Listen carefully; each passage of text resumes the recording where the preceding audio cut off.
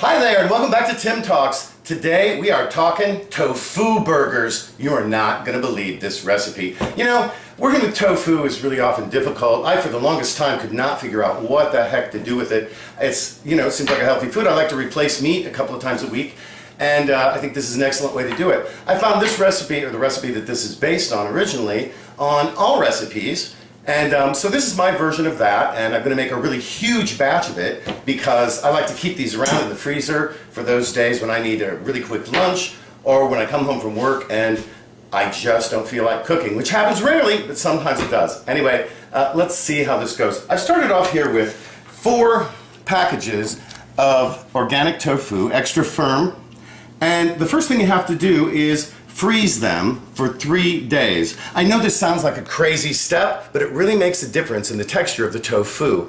And I don't know why 72 hours, but what I know is this works.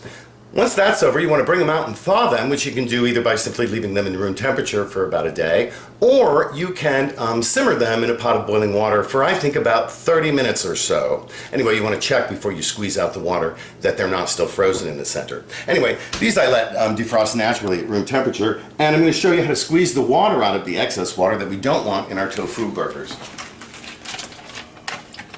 See, I've got my 4 packages over here. A little celery on the board. I put it here. I've got this flat defrosting tray which helps me squeeze the water out. I'm going to put it on top, and I'm not going to be delicate about this at all, and it might crumble a little bit. I don't care. You see how that water's squirting out of there? Really, tofu holds a large amount of water. We want to get as much of it out as we can. On the other hand, we don't want to be too strict about it. This recipe, like many of my recipes, does not require a delicate touch. Okay, now, here we see I smashed it up there. Now I'm going to chop it up, and then I'm going to crumble it with my fingers into sort of burger-like chunks. This is how I cut this to prepare for the crumbling. I put the block on its side like this and cut it in half, all the way through. Place it again on the board and cut it into fairly thin strips. And then into a small dice. Nothing to it. There we go. Now we're going to put this in our bowl over here. You can see I've already got the other 3 packages are nicely crumbled up here, and they don't have to be perfect. You can leave some big chunks. And again, like I said, just crumble it with your fingers. And get all of it off my board, of course. And it's crumbly, so yeah, it kind of gets all over the place. There's a certain amount of cleanup, as always, in the kitchen here. Over here, I'm going to rub it through my hands.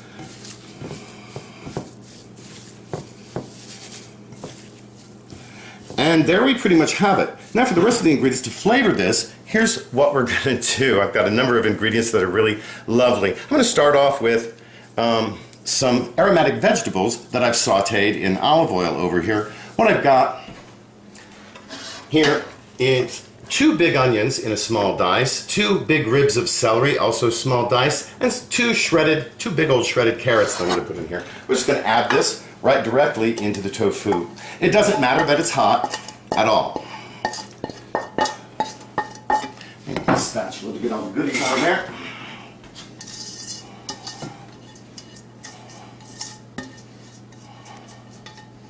There we go. I sauteed those vegetables in some olive oil and probably added about a half a teaspoon of salt, half a teaspoon of freshly ground black pepper, and just let them go until they're soft. I'm going to rinse my hands quickly and show you the rest of the ingredients. Here we're also going to add a nice big glop of Dijon mustard. Always good for flavoring just about anything, maybe a couple like that. Set it aside.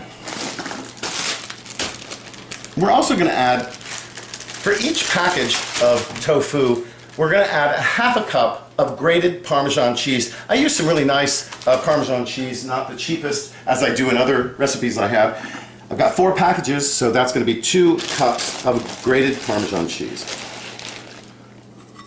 This is going to melt and really structure the burger and hold it together, as well as the next ingredient,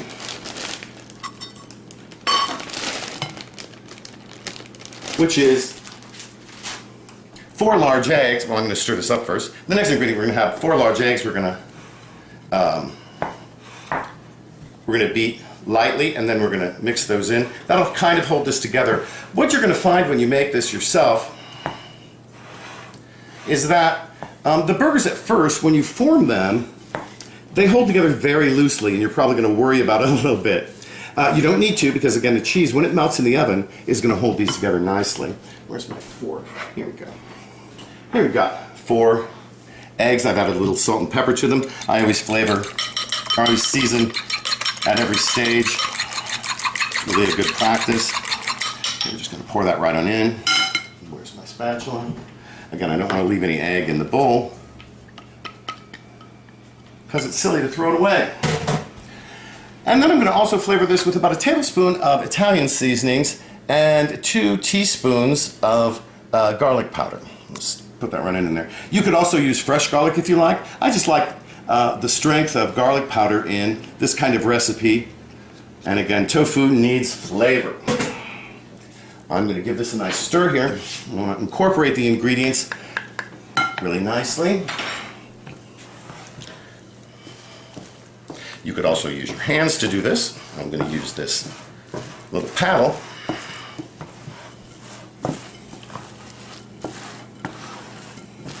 And when I finish this, we'll move on to the next step. Oh, I almost forgot one of the most important ingredients here. It's fortified nutritional yeast flakes. And I'm going to use a half a cup for each package of tofu. I'm going to put 2 entire cups of this delicious stuff in there. This is a great nutritional supplement, especially for vegetarians and vegans. This recipe is vegetarian, not vegan, as you can see. And we're going to mix that right on in there thoroughly. This is going to give these burgers an even yummier, cheesy flavor, as well as boosting the nutritional value of these kind of out of the park here. Fortified nutritional yeasts, and there are 2 different kinds of nutritional yeast, fortified and unfortified. Fortified has a really huge amount of B vitamins, the unfortified doesn't. Has B vitamins, but nothing like the fortified version. I happen to prefer the fortified. Get that mixed in there really well. As you can see, this is not a problem. Not a big deal. Goes right on in there. Oops, have a little bit of an escapee. Now that we've got our nutritional yeast incorporated, and mind you, make this recipe your own when you make it. If you don't have nutritional yeast or you don't want to use it, leave it out. This will work perfectly well without it. Now, I'm going to show you how to make one of these burgers. I grab a nice palm-sized handful of this, probably the size of a tennis ball or so. We want a nice 6 to 8 ounce burger here. And I don't weigh them because I, again, don't need them to be absolutely perfectly the same size. You can see they're easy to form, a little bit crumbly right now, but once that cheese melts and the egg cooks up in the oven, these are going to hold together really beautifully. I'm going to rinse my hands off, and I've got my oven here preheated at 400 degrees Fahrenheit, and these will cook on the middle rack for a half an hour, and we'll be back when I'm pulling them out of the oven. We're back. It's been a half an hour and we're ready to pull these burgers out of the oven here. Now sometimes they might take 5 minutes or so more. I'm going to show you what they're like when they come out. You can see, and I bring them up here, on top they don't look much different than they did when they went in the oven. I'm going to bring them back over here to the board and show you what the other side looks like. I find that if you flip them over and continue to cook them, that they become a little too dry. So I'm going to leave the tops like this, but let's have a look at the other side real quick here. This is actually the side that I served when I served these. And I'm going to cool all of these on a rack and bake off actually the rest of the tofu burgers that I made, and then it's time for lunch. Anyway, thanks so much for joining us today on Tim Talks. We'll see you next time.